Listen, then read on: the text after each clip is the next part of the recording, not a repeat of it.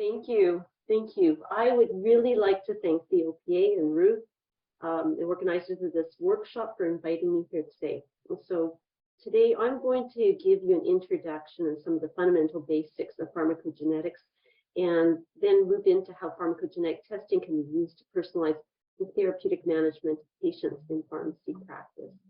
And so I'm just going to stop my video because I'm going to look at my slides. Okay, so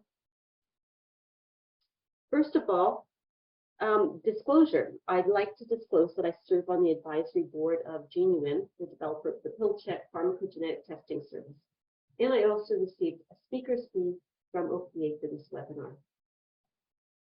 Now, our learning objectives for today's webinar are to first understand how genetic factors contribute to inter-individual differences in drug response.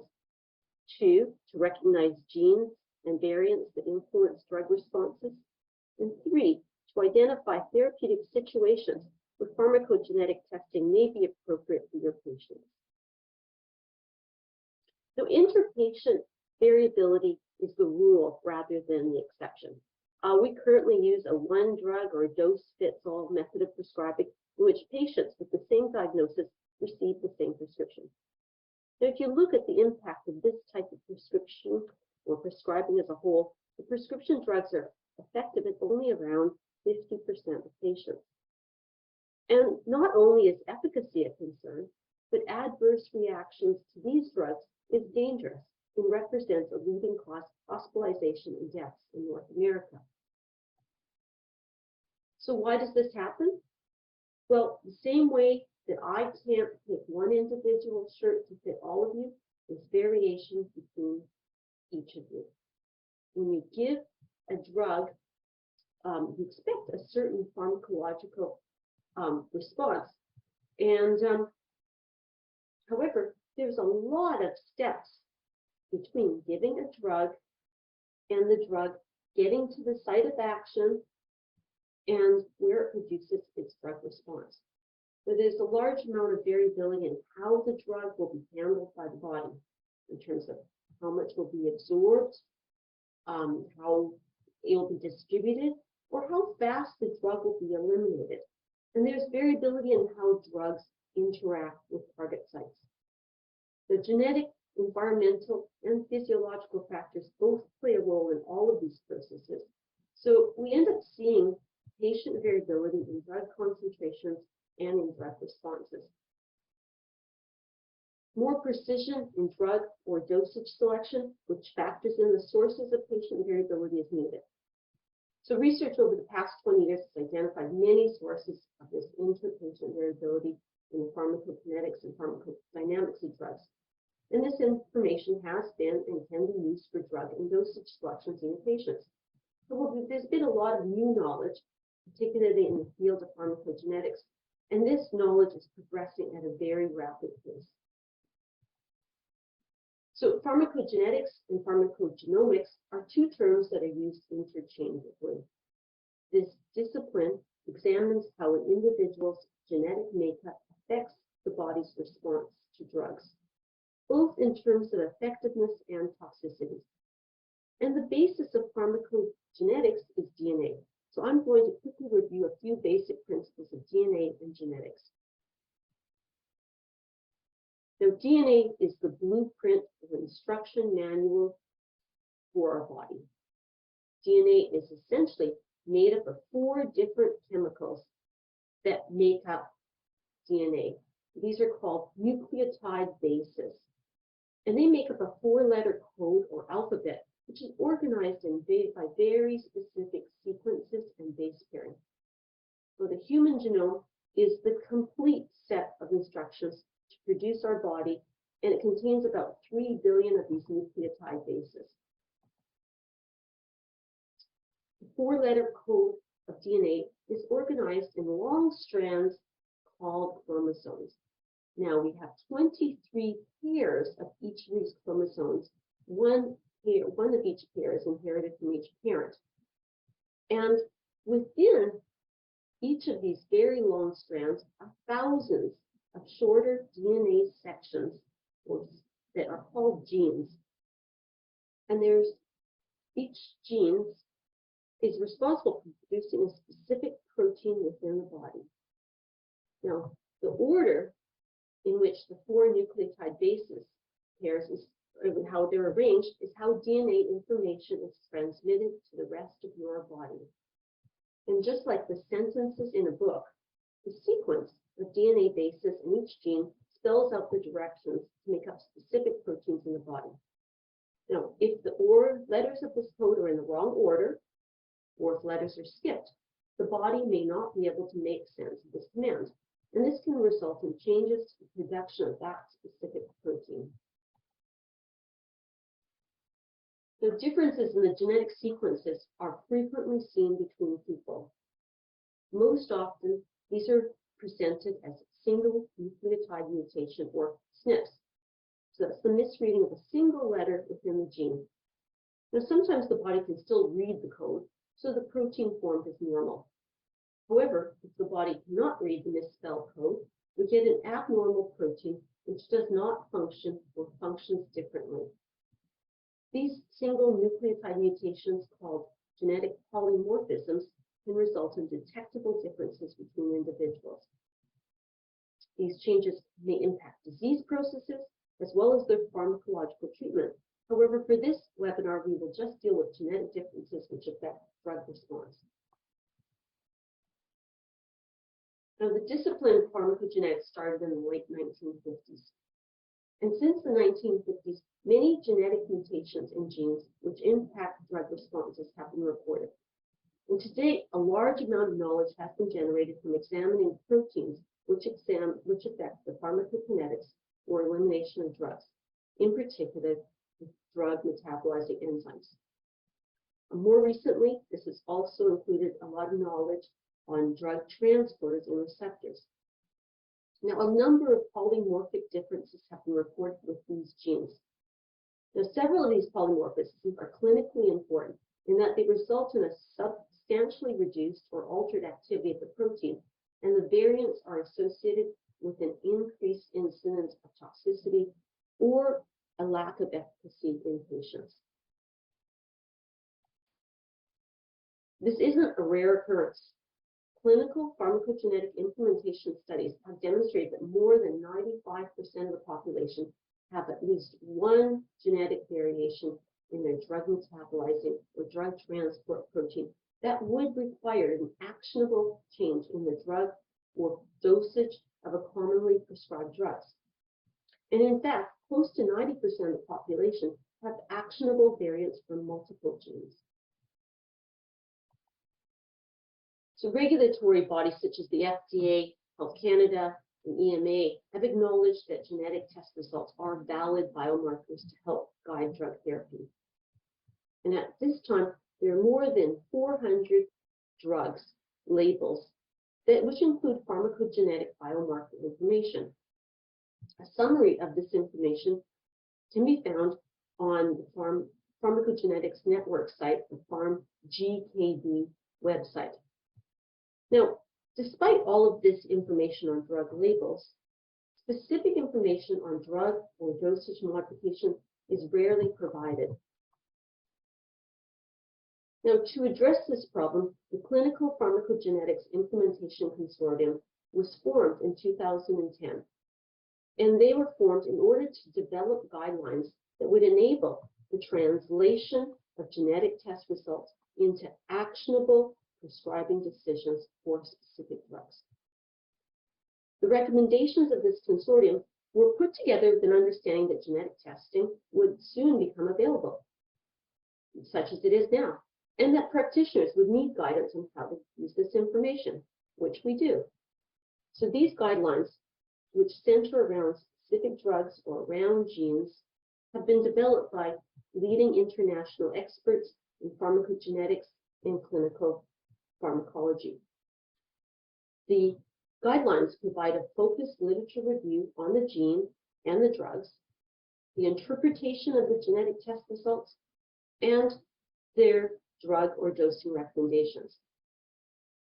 They also provide information on the level of evidence that was used to make these recommendations and the strength of the recommendations. Currently, there are 26 published CPIC guidelines, which include 22 genes and more than 65 drugs. Now, they are continually in development or updated as evidence becomes available, and other groups have also started developing guidelines that are also centered around specific drugs or specific patient populations. So there is other guidelines that are also available, but CPIC is the broadest guidelines that are available. Now, it would not be possible to review all of these genes and drug interactions in a single webinar, but I will now discuss in more detail a few examples of prominent polymorphic genes that have been shown to have clinically important effects on drug response. Perhaps the best studied genetic variations are those which occur in drug metabolizing enzymes. Clinically important SNP variants have been reported in the majority of enzymes involved in drug metabolism, and such as the cytochrome P450s and drug conjugating enzymes, and this occurs relatively frequently in populations. Now, SNP variants of concern are those associated with altered enzyme activity. Therefore, persons with genetic variants in these enzymes may not be able to properly metabolize or eliminate drugs. This can result in either a buildup of drug in the blood and tissues or a lack of conversion to active metabolites. The differences in the type and frequencies of these variants are seen in different world populations. The first I'll discuss is the cytochrome P450 2D6, or I'll call them CYPs, the CYP2D6. Now, CYP2D6 is involved in the metabolism of over 25% of all drugs and in almost half of the most commonly prescribed drugs, which includes many of the opioids, antidepressants, and cardiac drugs. It was one of the first drug metabolizing enzymes to be studied for genetic variation, and since that time, it's been extensively studied and characterized. It's a highly variable gene, and to date, more than 100 allele variants have been discovered, and many of these variants have been shown to have altered enzyme activity. As with most genes, the normal or wild type is star 1, and this is allele, meaning on one of the chromosomes, this is the allele is called star 1, and that's the wild type. Now, the most common genetic allele with no enzyme activity is the star 3, star 4, and star 5, and these are most commonly found in individuals of European descent. And the most common genetic allele with reduced enzyme activity is star 9, star 10, star 17, and star 41. And these are most frequently found in those of Asian or African descent. So there are also individuals who express multiple copies of the functional genes. We call this gene duplication, and they result in more enzyme and therefore more enzyme capacity or more enzyme activity. So based on their genotype, and genotype is the combination of the two alleles, so whatever the allele is in each of the chromosomes. So this person might be star 9, star 4. So the phenotype are based on the combination of these allele functions. And based on these phenotypes, individuals can be categorized into 4 different phenotypes: the poor metabolizers, intermediate metabolizers, normal metabolizers, or ultra-rapid metabolizers. On this, as this graph illustrates, there's important ethnic differences in the frequency of the genetic variants, therefore resulting in genetic differences in the incidence of these phenotypes in different populations.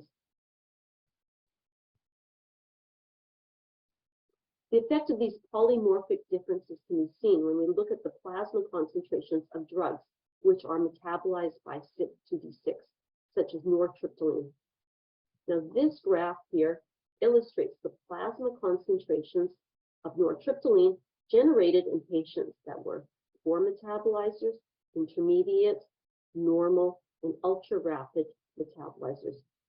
And as you can see, the lower the number of functional genes, 0 genes here, the higher the plasma concentration. Therefore, different doses are needed in these patients. And the figure to the right is an illustration of the dosage requirements for each phenotype and the frequency of these phenotypes. Now, normal metabolizers, which occurs in about 65 to 80% of the population, require between 100 to 150 milligrams per day to reach therapeutic plasma concentrations. Poor metabolizers, which are found in about 5 to 10% of patients in North America, only require 10 to 50 milligrams per day. Whereas ultra-rapid metabolizers, which occur in about 5 to 10% of patients in North America, require much higher doses of greater than 250 to 500 milligrams per day.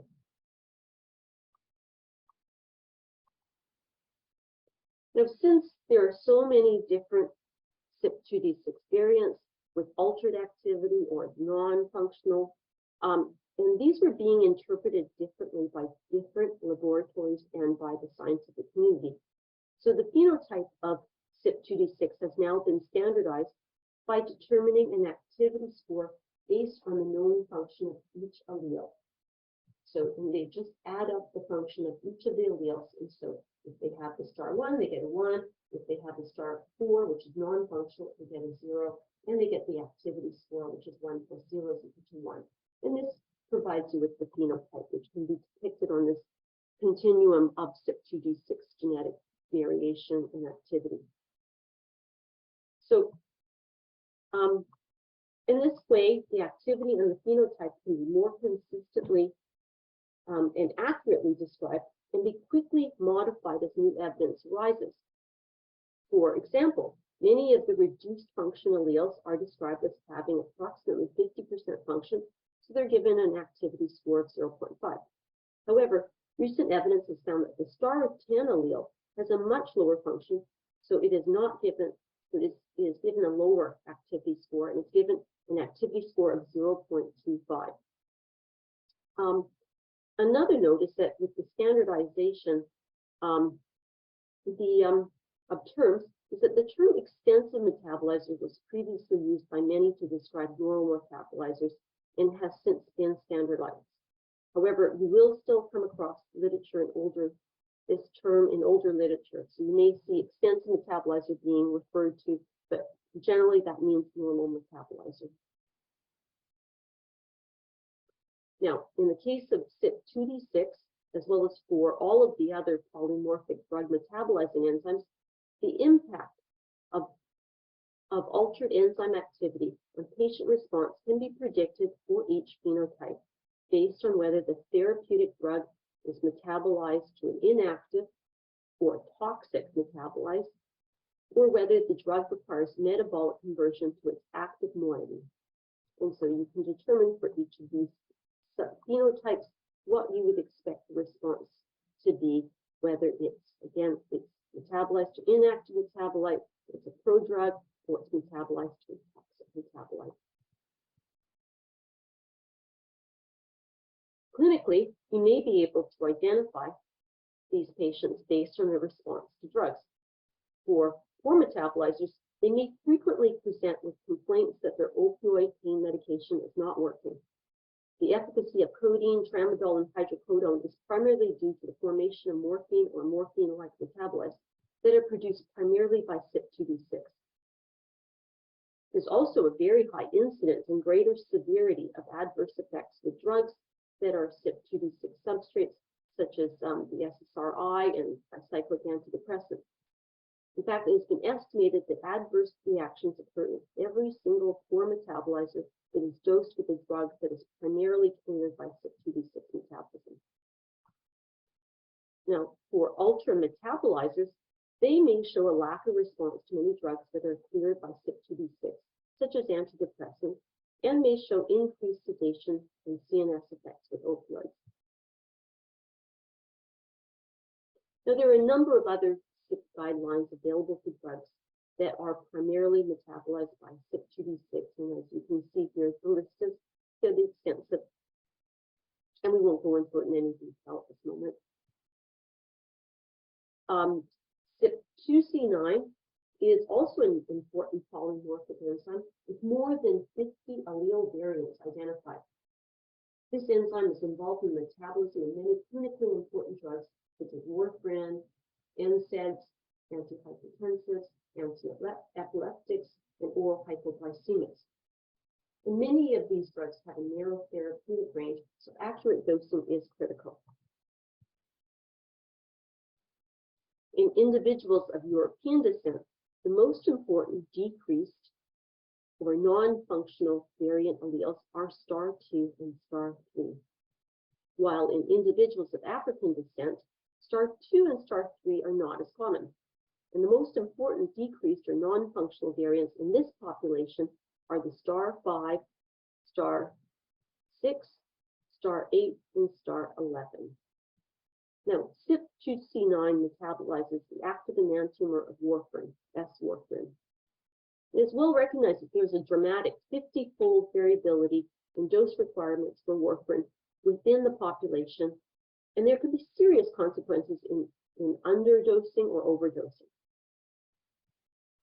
As illustrated in clinical studies, individuals with reduced, as here shown in the non-functional enzyme, in this example, it's the STAR2 and the STAR3 alleles, they require substantially lower doses than normal metabolizers. And this here is the required doses of warfarin, and in each of these individuals with genotypes. So phenotypes include 4 intermediate and normal metabolizers, and can be determined based on the genotype of both alleles. And so these are called diplotypes. And so the diplotype is basically the genotype, and it considers both of the alleles. Now, depending on ethnicity, approximately 5 to 35% of the population are intermediate metabolizers, and the clearances of CYP2C9 metabolized drugs in these patients is around 40 to 70% normal metabolizers. Also, depending on ethnicity, approximately 1 to 5% of the population are poor metabolizers of CYP2C9. And the clearances of CYP2C9 substrate drugs in these patients is less than 25%, that seen in normal metabolizers. And as with CYP2D6, there are a number of CPIC guidelines that are available for drugs that are metabolized by CYP2C9, and this can be found on either the CPIC website or the Pharmacogenetics website, and these guidelines are free. CYP2C19 is another clinically important polymorphic enzyme, and CYP2C19 is involved in the metabolism of numerous drugs, including clopidogrel, protein pump inhibitors, tricyclic antidepressants, SSRIs, voriconazole, as well as several anti-epileptics.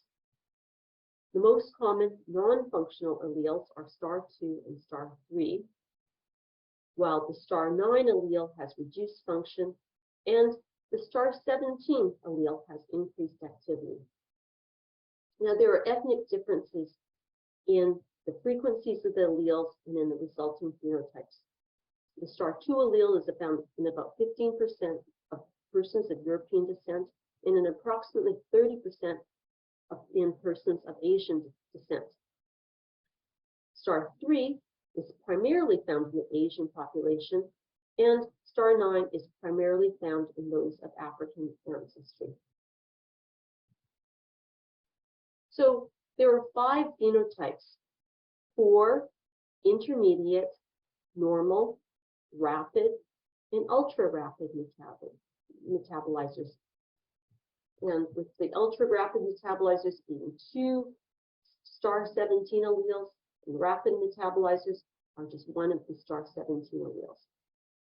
And it changes depending on, since it's a numerous non-functional alleles, there's a number of different types of poor metabolizers that can be found. And again, The frequency of these phenotypes varies based on ancestry.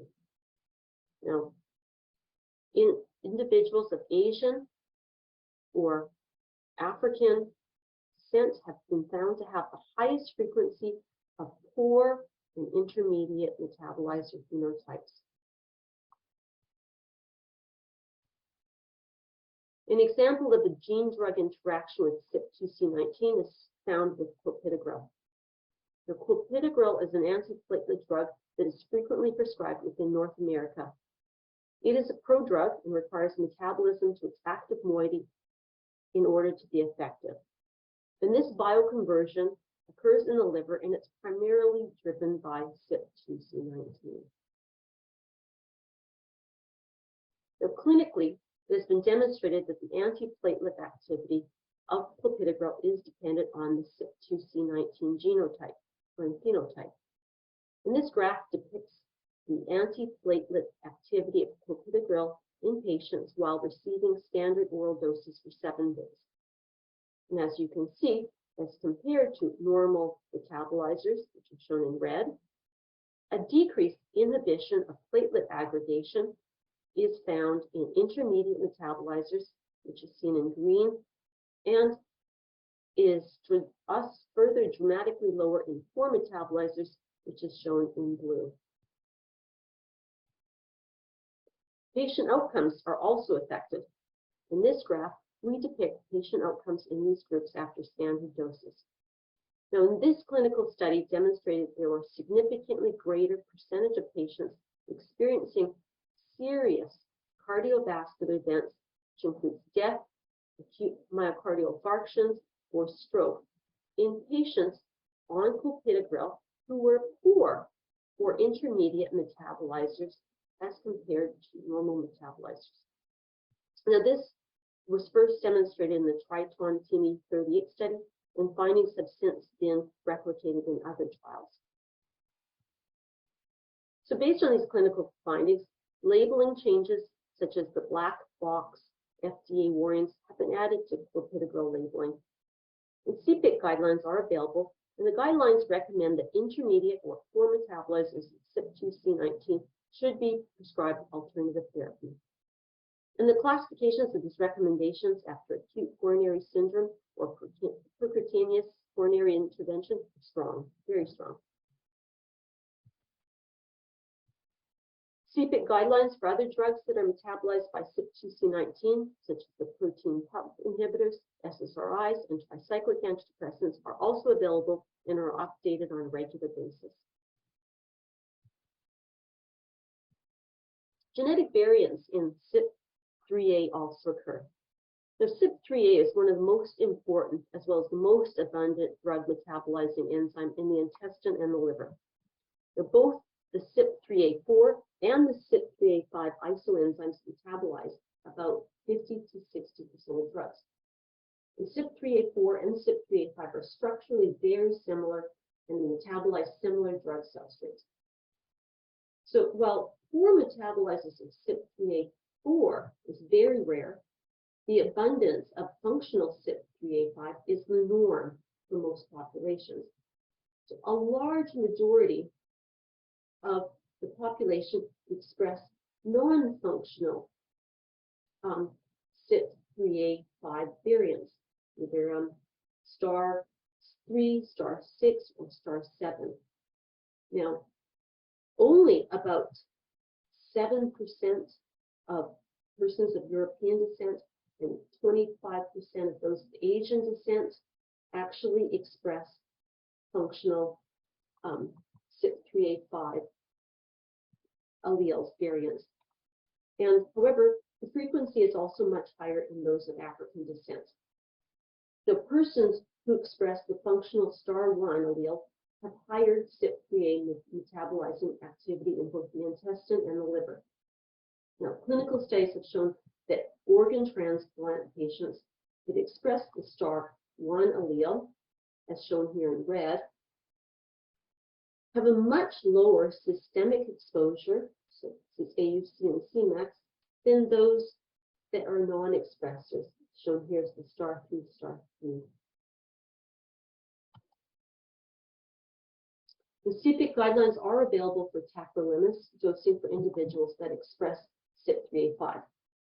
So individuals that express 2 STAR1 alleles are referred to as extensive metabolizers, and those that express STAR1 allele are intermediate metabolizers, whereas poor metabolizers are more frequent than either extensive or intermediate metabolizers.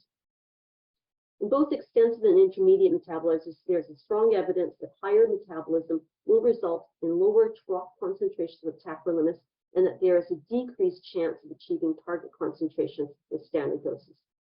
Therefore, for most extensive and intermediate metabolizers, the guidelines recommend starting with a dose that is 1.5 to 2 times higher than standard dosing, followed by therapeutic drug monitoring. Now, due to the risk of serious toxicities, starting doses still should not exceed 0.3 milligrams per kilogram per day. Now, of course, other factors such as liver function and co-medications also need to be factored in when considering these starting doses. Now, more recently, scientists have begun to identify drug transporters that contribute to genetic variability in drug response. SLC01B1, also known as OATP1B1, is a liver-specific organic anion transporter that's involved in the uptake of its substrates from blood into hepatocytes.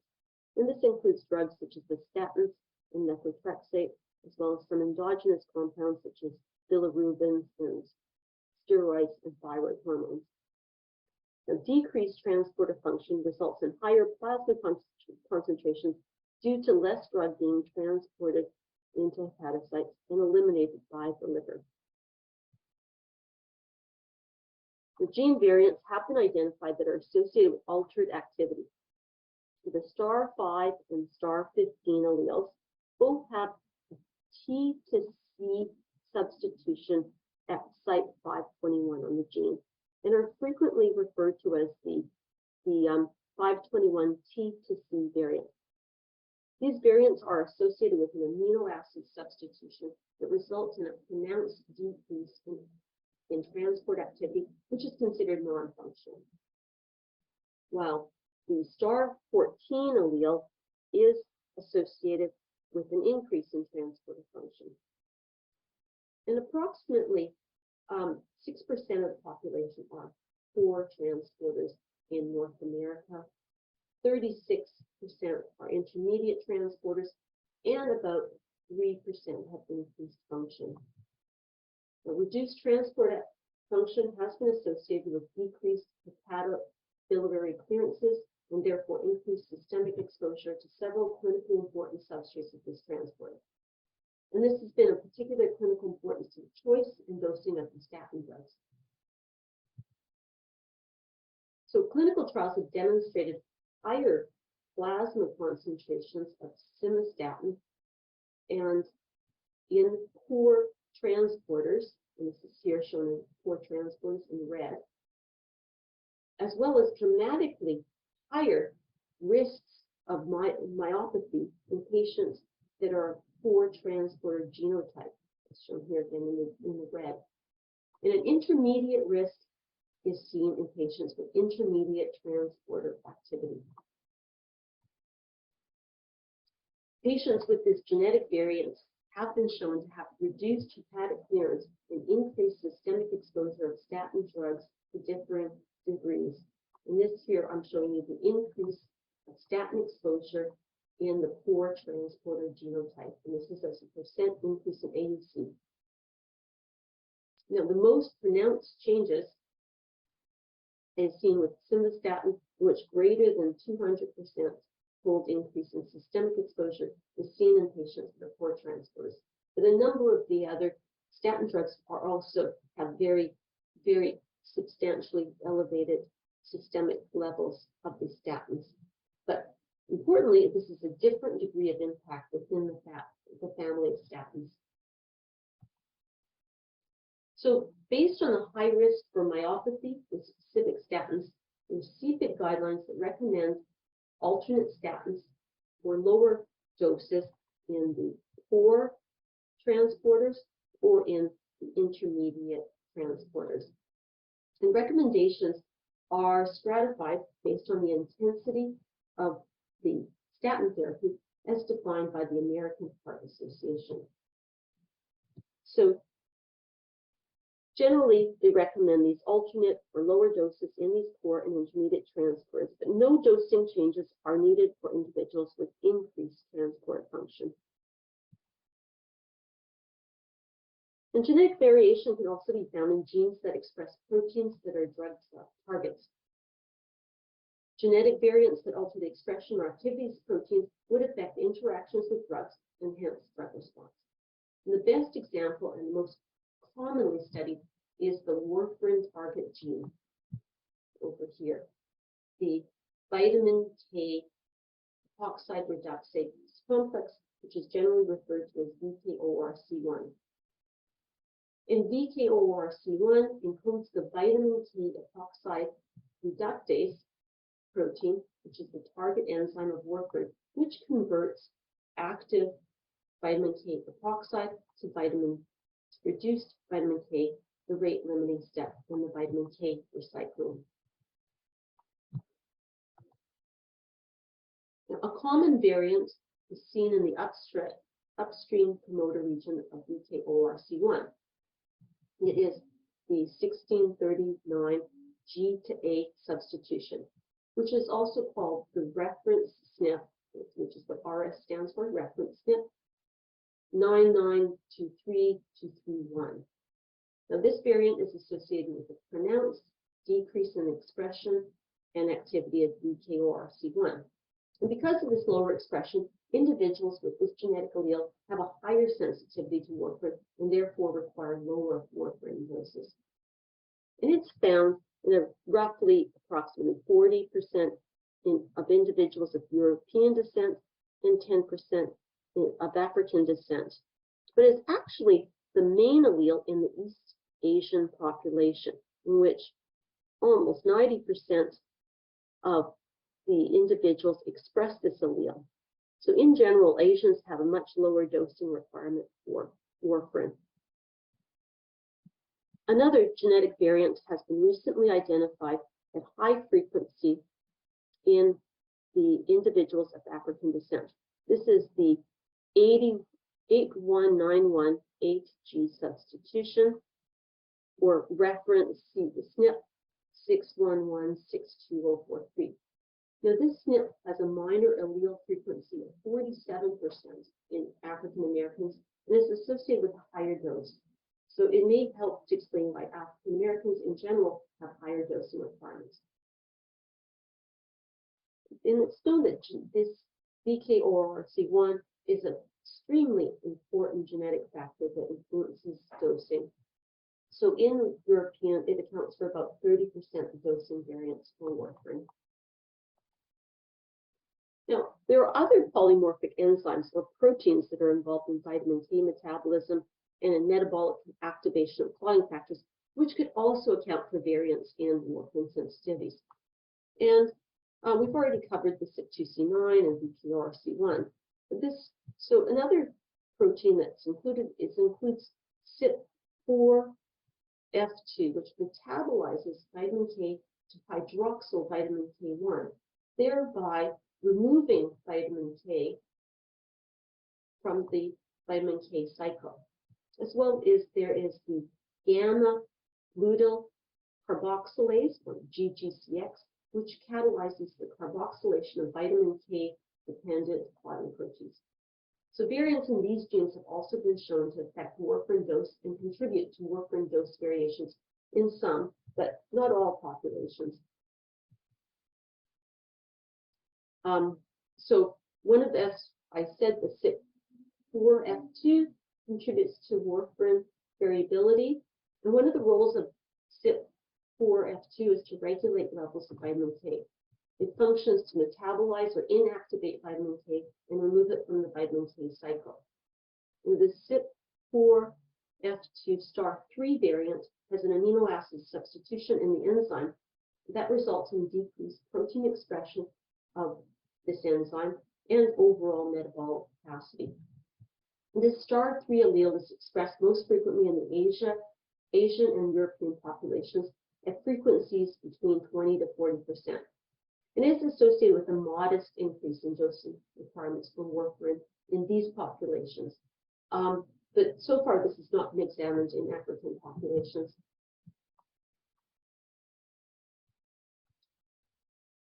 Since multiple genes contribute to warfarin responses, initial warfarin doses can be best predicted using a combination of genetic information for these multiple genes, including CYP2C9, BTRCO1, and CYP4F2. In individuals of European descent, the combination of the common variants accounts for about 59% of the dose variance of warfarins. So measuring these same gene variants, though, in different populations may not be as informative. For example, other variants of CYP2C9 and possibly those of other genes play a larger role in dose requirements in persons of African ancestry. Therefore, the most current CPIC warfarin dosing guidelines have different genetic testing and dosing requirements based on ancestry. For instance, while the CYP2C9 star 2, star 3 is sufficient for dosing nomograms in individuals of European descent, the CYP2C9 star 5, star 6, star 8, and star 11 gene variants should also be tested in individuals of African descent. Therefore, it's important to look at the gene and allele coverage of pharmacogenetic testing laboratories. So consider your patients and racial differences in the types and frequencies of these variants. So to summarize and to conclude my webinar for today, pharmacogenetic testing allows us to identify genetic variants that can predict whether the patient has a higher risk of treatment failure or drug-induced toxicity. Pharmacists play a number of key roles in this process. They're important in the identification of patients and drugs which may benefit from pharmacogenetic testing, in interpreting the pharmacogenetic information, as well as in assessing other patient factors, and overall coming up with the recommendations for the dose or drug modifications based on the genetic and physiological and environmental factors for that patient. They also play an important role in guiding the dialogue with physicians as well as in patient education. And with that, I would like to thank you very much for your attention, and I'm happy to answer any of your questions. Thank you so much, Micheline. There's a lot to learn here.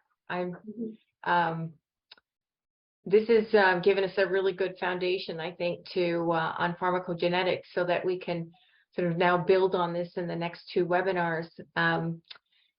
Okay, we have a question. Where is genetic testing done, the cost, and who do we test? Well, where it's done multiple places. You can actually order these pharmacogenetic tests online. There's a number of providers now.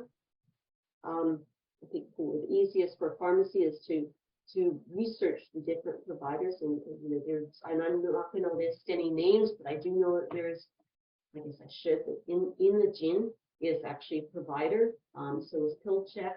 There's other providers such as GeneSight, there's MyDNA. So these are available online, and in some cases the pharmacies have arranged to provide a specific type of test within their pharmacy. And what types of patients? I guess if there's a patient that's having a lot of problems with their medications, you can look at whether or not these, what types of factors might contribute to this lack of response or high level of toxicities, and assess whether there's potential that a gene-drug interaction is occurring. We have another question. Would you be able to comment on the sensitivity and specificity of point-of-care pharmacogenomics testing, genetic testing? There isn't a lot on point of care right now. It's just the CYP2C19 that's available at point of care, and I think that they look at star 2, star 3, and star 17, and they're being used to assess whether or not patients can go on clopidogrel or not. And there's going to be probably a lot more point of care in pharmacy testings available in the future. Currently, there's just it's still rather limited. Okay. Are there any therapies you know of where genetic testing would be recommended prior to initiating a standard of care? I'm sorry, what was the question again? Sorry. Are there any therapies you know of where genetic testing would be recommended prior to initiating a standard of care? So you make it standard of care that before we start you on a drug, we're going to do genetic testing. Well, abacavir, which is associated with a high level of serious skin rashes and skin adverse reactions, so it's almost like a hypersensitivity reactions. There's been associations with the HLA-B gene variants, and so the standard of care is that you actually test before you initiate therapy with abacavir. I didn't cover it today because I was, sort of had limited time, but well, that's great. That's the end of the questions. Well, there is one question, but I plan to answer it before we left anyway. It's a heavy subject, and oh, wait a minute. Do you have any real-life patient cases that occurred based on pharmacogenetic testing, and how were the results communicated to physicians? I actually am not a pharmacist anymore. I have a pharmacy degree, so I don't actually have any direct patient experience, but I have had people in my courses that I teach that have given their experiences with patients, and most of the incidents have been with most of the case studies that I'm familiar with have been in the mental health arena, and pharmacists have begun establishing a great rapport with the physicians that are prescribing or psychiatrists that are actually prescribing the drugs, and that their dialogues have actually, after the initial steps, they actually improved dramatically. But I think this is going to end up being the subject of several of the next couple of speakers. That's what I was going to say, yes. So I think that this is something that we should reserve this question for the next couple of speakers, because they are pharmacists that are actually doing, in pharmacy care and doing the genetic testing, and they have a large number of examples. Yeah, definitely. That's what I was going to say as well. You'll have to attend the other 2 webinars to find out a little bit more. The next one will be very much a lot of patient cases and very, very practical clinical knowledge for you. And then we'll have somebody on the 3rd one who actually has done a lot of pharmacogenetic testing in his stores. And he also has done some research in depression. And so he will really make it come alive. Hopefully you'll be able to, but at the end, what we're hoping is that you're going to be as excited as we are about understanding pharmacogenetic testing. And when I think of somebody with MDD being able to get on the right drug much quicker, this is rather than going through, and I saw it a lot when I practiced before, that people would go from one drug to another drug to another drug before they finally got relief from something. So it is pretty interesting stuff. So yes, and I think that there's a great need for it in mental health, because so many of the drugs, the antidepressants, are metabolized by polymorphic enzymes, and so and there's such a lack of efficacy in the population of patients that we really want to start nailing down the proper drug. yeah, I want to thank everyone for attending. Yes, me too. Take care. Bye.